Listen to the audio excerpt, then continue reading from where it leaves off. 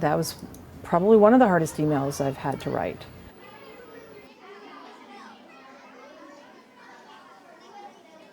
This friend, this colleague, teacher, is going to be losing parts of all of her limbs.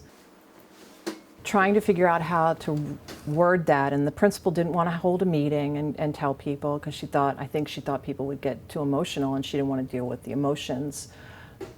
So I was charged with writing it in an email. As soon as I shared the news with the faculty, then the principal asked me to write something that could go, a letter that could go home from her, telling people what had happened and what was about to happen.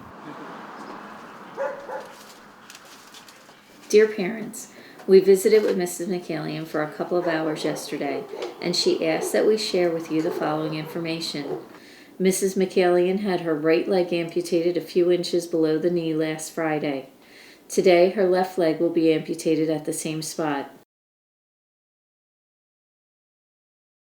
You know, they came in and they talked to the kids about this. The same day they sent this out to the parents. Pink and purple. When I picked Casey up from school, she was extremely upset and told me what they had told them. You started a great school year. The principal and the guidance counselor went into each of the classrooms to talk to the children and explain what was going on. And some of the children just burst out into tears. It was a big commotion in the class. It was shocking. And I think a lot of them didn't really understand exactly what was happening. Well, I felt kind of scared at first because I didn't know what was going on.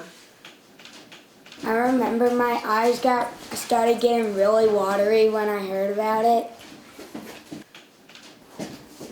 But she will very likely lose most of her fingers on each hand and perhaps more. We thought she was only going to get a few fingers amputated. A month later, we find out that they had to take everything to below the elbow. That was quite a shock for the kids. I was devastated.